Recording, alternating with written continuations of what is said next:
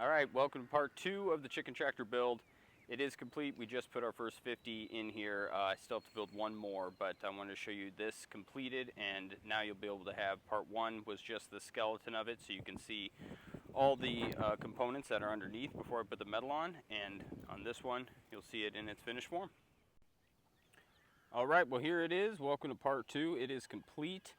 A few minor things here and there, but for the most part it is all set. We got our first 50 birds in there, and like I said in part 1, this is an 8x10 unit that is good for up to 50 birds. We actually have 49 in there at the moment. So we have 100 birds total. These were the biggest ones that seem to be, bullying their way into the food, so we're going to keep the other 50 in the brooder for a few more days. We'll talk about that more, about managing the birds in a different video, but we do have our first 50. They've been out here for a couple hours, and so back on to the completion of the unit here.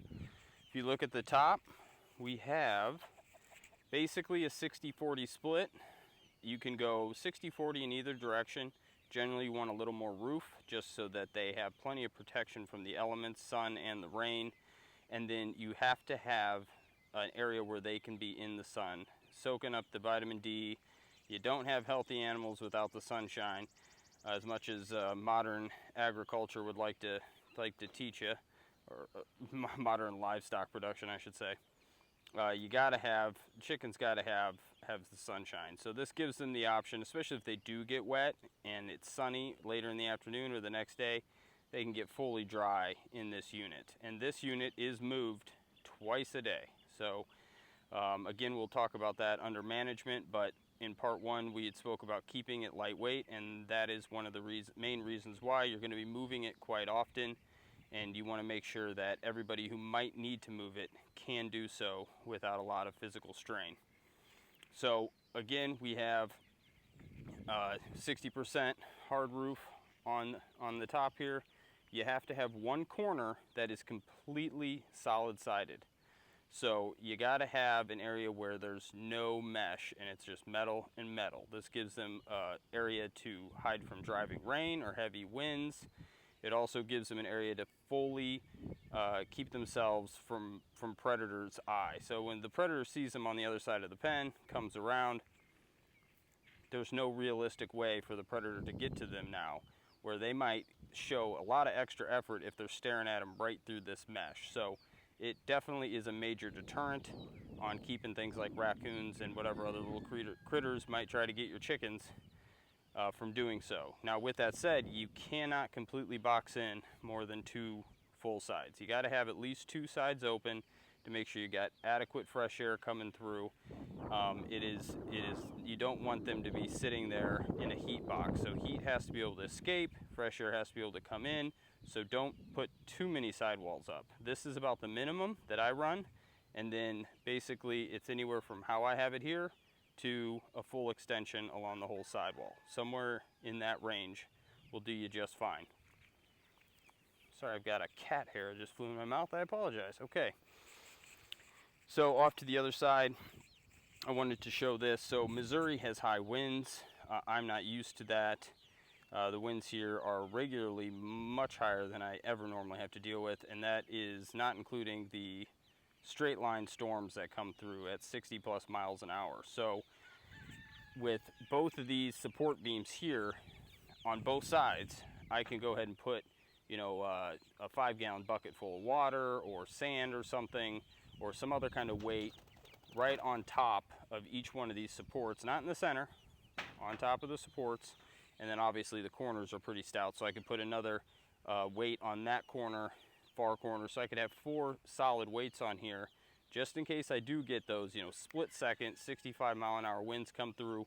Even though this thing does weigh a couple 100 pounds as it sits, with this much ceiling space for wind to grab, it could flip it in the right circumstances. So I am preparing to do that and have a way to add some extra weight to this in case I do get one of those spontaneous severe storms that rip through, and just keep that in mind as well. Last thing you want is a flipped over pen, and then you got your meat birds all over the place and soaking wet. That would not be a good recipe.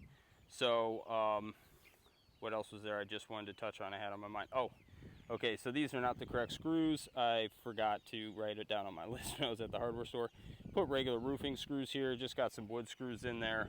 And next time I'm in town, I'll pick up the proper roofing screws. But you want to try to limit any areas where water could drip in. And generally speaking, this is kind of tilted this way. Sometimes it'll be tilted this way a little bit. Very few people have perfectly level lawns, so if rain's gonna flow off, you know, front, back, side to side in some capacity. Generally not going to be standing on there. If you do have standing water on there, it means you don't have enough support on that center beam and you're drooping. So just keep that in mind. And if you have any questions about the actual construction of the frame we did in part 1, just go look back at that, and other things are explained. One minor mishap I had here is, it's not really a mishap. I could have been more accurate if I had pulled this out another 4.5 inches and gotten it to this one piece of netting that is 4 feet wide perfectly. Then I would not have to have this other piece of netting as a gap filler. So I kind of went overboard with overlapping the aluminum panels to make sure I didn't get water intrusion. So just keep that in mind. You could get this accomplished with just one 4-foot piece of 1/2 inch mesh, and that would serve you pretty well. These aluminum panels are 26 and change long, so they can overlap. So what I learned is if I keep it that length rather than cut it, and it bows down on the ground, it actually creates a lift. So when I lift up the front and pull, this is the back here, it actually lifts off, lifts the rear of the pen up just enough where I don't get hung up on turf or, you know, molehills or whatever, and it pulls easier if I leave that little dovetail on there. So I had some pens where I cut that at a perfect length, 24 inches, and it snagged on more things than this does. So it's just kind of something I created by accident, and does make for a unit that pulls a little bit easier. Now you can add wheels, you can do all kinds of stuff to these guys, but again, people go a little crazy putting their touch on it, and then it gets too heavy. Obviously wheels would help mitigate that. Sorry, the wind just picked up here. See if I can shelter the mic. But this is what I would recommend you do. You build your first one like this, a more typical Salatin style tractor, and then as you get a feel for the management of the birds, you know, your next coop, add a little nuance, see what works, see what doesn't. Don't go, you know, acting super unique from the get-go, because there are a lot of things that are in consideration, even though this looks pretty simple, that are here for a reason. It's not just because, hey, let's build a box. There are a lot of things that this mitigates problems with that you might not know if this is your first time venturing into raising your own broilers. So keep it simple, to the point on your first one, and then add things you might want to do later on, like a complex watering system and things like that. But we'll touch more on the watering system and feeding and all that stuff in a management video. But for right now, I just wanted to get part 2 out there. This is complete, so this is just real simple nylon rope, and that is what we're lifting and moving them with. Now, another last part I want to touch on here before I let you guys go. When I lift up the front, I have a good view in on the birds. So if you build your roof panels in the front rather than in the back, when you're looking up here and you're pulling, you can't see if you got a trapped bird or if something's going on. You got a lame bird that's laying there and you run it over.